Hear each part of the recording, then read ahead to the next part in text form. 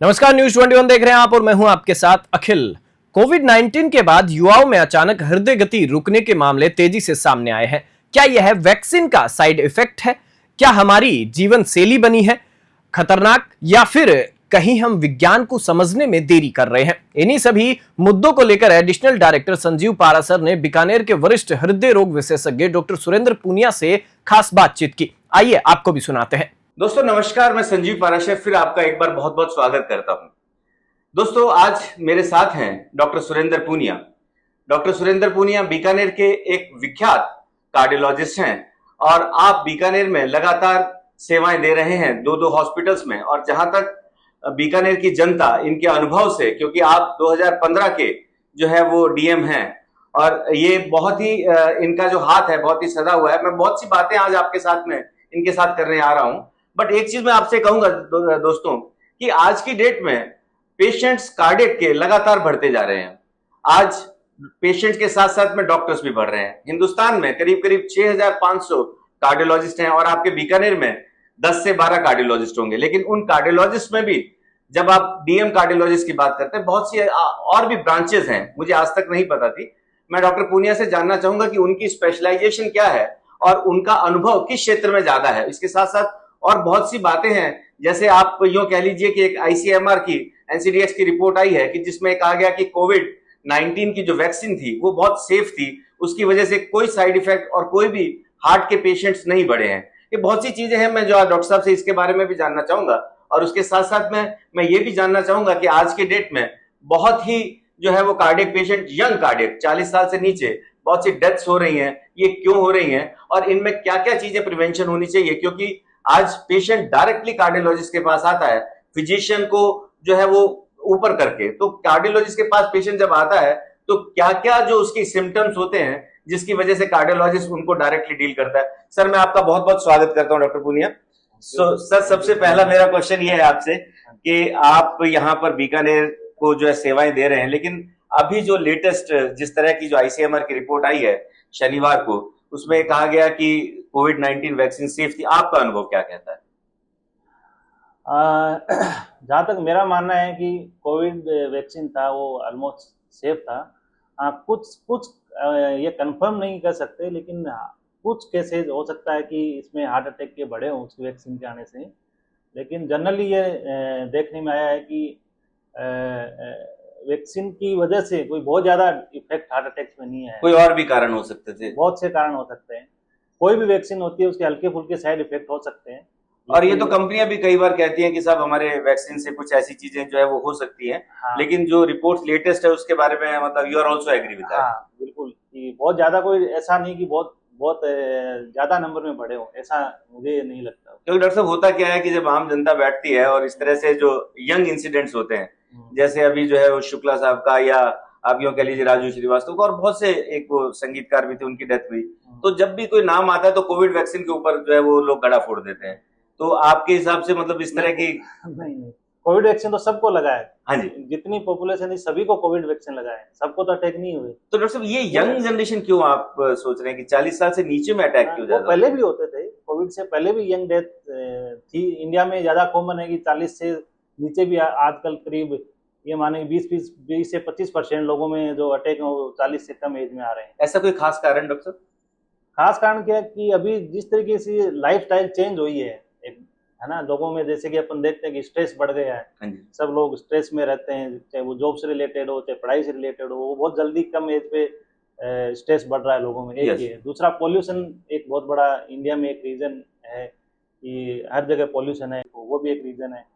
तीसरा अपना जो लाइफ स्टाइल है, जैसे कि आजकल एक्सरसाइज बहुत कम हो गई है, ज्यादातर इंडोर एक्टिविटीज में ही व्यस्त रहते हैं। आउटडोर एक्टिविटीज ऑलमोस्ट जेनेटिकली भी डॉक्टर साहब इसमें कुछ ऐसा? जेनेटिक्स तो है ही।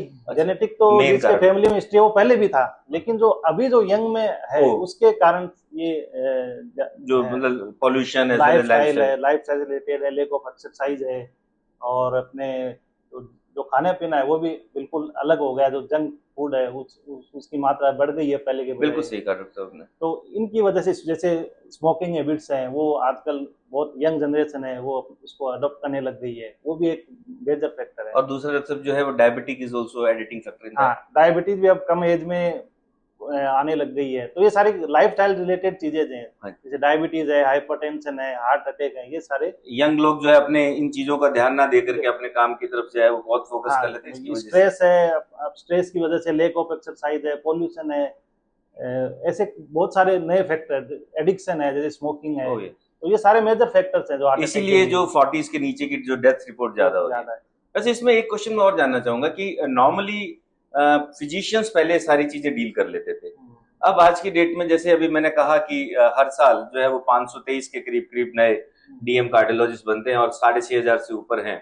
तो पेशेंट जब आपके पास में आता है तो उसको क्या स्पेसिफिकली इंडिकेशंस होने चाहिए कि वो फिजिशियन को छोड़ करके सीधा आपके पास में आए? देखिए, पहले कार्डियोलॉजिस्ट मिलते नहीं थे। आज से 15 साल पहले की बात करूं तो हर शहर में, बड़े शहर में 1-2 कार्डियोलॉजिस्ट मिलते थे, लेकिन आजकल हर डिस्ट्रिक्ट लेवल पे कार्डियोलॉजिस्ट अवेलेबल हैं। तो इसलिए पेशेंट को भी अवेयरनेस है कि जब हार्ट की दिक्कत होती है तो सीधा वो हार्ट स्पेशलिस्ट के पास ही जाना प्रीफर करता है, जो कि अच्छी बात भी है, क्योंकि उसको एक प्लेटफॉर्म एक डायरेक्ट मतलब एक स्पेशलिस्ट की अदरवाइज बाहर पहले तो दूसरी जगह पे जाना पड़ता था, कई बार ट्रैवल हो जाता था, ट्रैवल भी होता था, उसमें टाइम भी बहुत खराब होता था। जैसे अपने हार्ट अटैक के बाद में अपन जानते हैं कि जो एक घंटा होता है वो गोल्डन आवर बोलते हैं जिसको, जिसके अंदर जो भी हार्ट की नाड़ी ब्लॉक हुई है वो अगर 1 घंटे में खुलती है तो उसका केवल सिर्फ जान ही नहीं बचती है, उसका हार्ट भी बचता है, उसके हार्ट की पंपिंग वगैरह वो भी बचती है। तो आजकल हर सिटी में मैं मानूँ कि डिस्ट्रिक्ट लेवल तक भी कैथ लैब्स, जिससे अपन स्टैंड करके और जो नाड़ी खोलते हैं इमीडिएटली, वो अवेलेबल है। तो जिसको भी अटैक जैसे लक्षण लगे या हार्ट अटैक हो, उसको डायरेक्टली वहां जाना चाहिए जहाँ पे उसकी नाड़ी तुरंत खोली जा सके, जहाँ पे कैथ लैब की व्यवस्था हो, कार्डियोलॉजिस्ट हो, हार्ट स्पेशलिस्ट हो। 4300 के करीब करीब कैथ लैब्स हैं हिंदुस्तान में, तो जब 6500 डॉक्टर हैं तो 4300 कैथ लैब तो अवेलेबल तो अब थोड़ी बढ़ गई है पहले से। दरअसल मैं एक चीज और जानना चाहूंगा कि अब जो लेटेस्ट ट्रेंड चल रहा है, जो दवाइयों का या जो जिस तरह से आप कार्डियोलॉजी में भी अलग अलग ब्रांचें आ गई हैं, तो मैंने कुछ ऐसे जाना कि आप भी किसी एक स्पेशल ब्रांच में एक स्पेशलाइजेशन अभी चाइना से करके आए हैं, वो क्या था डॉक्टर? थोड़ी मैंने बताया कि कार्डियोलॉजी भी अब थोड़ी वाइड ब्रांच हो गई है, तो उसके अंदर भी सब ब्रांचेज हो गई हैं, तो जिसमें इंटरवेंशन कार्डियोलॉजी है, जिससे अपन कोरोनरी इंटरवेंशन करते हैं, जिसमें जो हार्ट की जो नाड़ी ब्लॉक हो जाती है उनको खोलने का काम करते हैं, स्टेंट लगाते हैं। उसी तरीके से एक दूसरी ब्रांच है जिसको अपन कार्डियक इलेक्ट्रोफिजियोलॉजी बोलते हैं, उसमें स्पेशली अपन जो हार्ट की धड़कन से रिलेटेड जो प्रॉब्लम्स है वो डील करते हैं, जैसे कि हार्ट की धड़कन कम हो गई या ज़्यादा हो गई उसके लिए। तो अपन ने जैसे आपने नाम सुना होगा पेसमेकर, तो जब भी हार्ट की धड़कन कम हो जाती है या जिससे पेशेंट को दिक्कत आने लगती है, बेहोशी आती है या उसमें सांस में दिक्कत, ऐसा कुछ होने लगता है जिसको कंप्लीट हार्ट ब्लॉक बोलते हैं हमारी भाषा में, तो पेसमेकर लगाते हैं। ऐसे ही एक दूसरी टाइप की धड़कन की प्रॉब्लम होती है जिसमें धड़कन तेज बढ़ने लगती है पेशेंट की, तो उसके लिए अपने 2 तरह की थेरेपी यूज करते हैं। एक जिसमें जान का खतरा ज्यादा होता है, उसके लिए अपन एक डिवाइस लगाते हैं जिसको आईसीडी बोलते हैं। आईसीडी एक तरह की शॉक डिवाइस होती है, जो धड़कन तेज होती है उसको अंदर ही शॉक देके वो नॉर्मल कर देती है। ओके। और दूसरी तरीके की होती है जिसमें या तो जान का खतरा कम हो या जिसको हम नॉन लाइफ थ्रेटनिंग बोलते हैं, एरिथमियाज बोलते हैं, जिसको पीएसवीटी अपन कॉमन भाषा में बोलते हैं।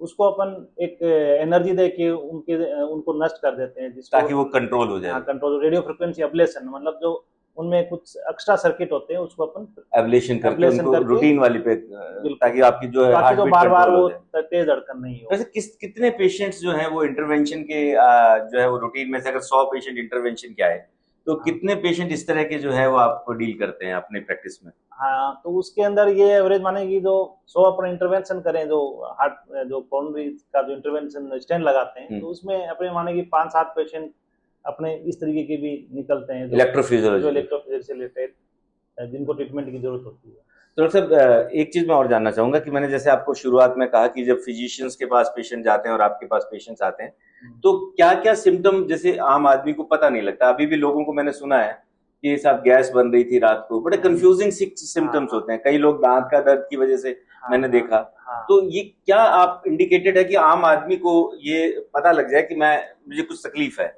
बिल्कुल, ये बहुत इम्पोर्टेंट है क्योंकि जब भी किसी को हार्ट अटैक होता है या हार्ट की प्रॉब्लम आती है तो उसको पहले पता लगे, उसको सिम्टम्स पता लगेगा तभी वो ट्रीटमेंट लेने के लिए जाएगा। एब्सोल्युटली। तो जो मोस्ट कॉमन सिम्टम होता है जिसको अपन बोलते हैं कि छाती के बीच में जो दर्द हो गया, हाँ जी, हाँ जी, वो हार्ट अटैक का सबसे कॉमन सिम्टम होता है। ओके। छाती के बीचों बीच। और ये पता नहीं लगता डॉक्टर साहब, ये तो कुछ और इसके साथ वाले सिम्टम अगर एसोसिएटेड हो। हाँ, हो सकते हैं, जैसे पेशेंट को बेचैनी हो रही हो या पसीना आना लग जाए। ओके। अगर छाती में दर्द होके पसीना आता हो तो एक ओके। बहुत इम्पोर्टेंट मेजर हाँ। लक्षण आ जाए। लेकिन कई बार क्या है कि चेस्ट पेन उतना ज्यादा नहीं होता है, उसको एसिडिटी बर्निंग जैसा सेंसेशन आता है, एब्सोल्युटली।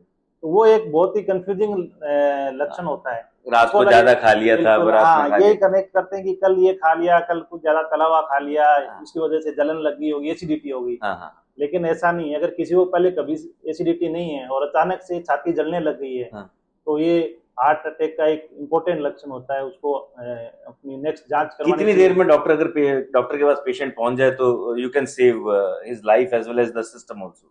ये अपना जो हार्ट अटैक के बाद में 1 घंटा है वो सबसे इम्पोर्टेंट गोल्डन आवर बोलते हैं जिसको।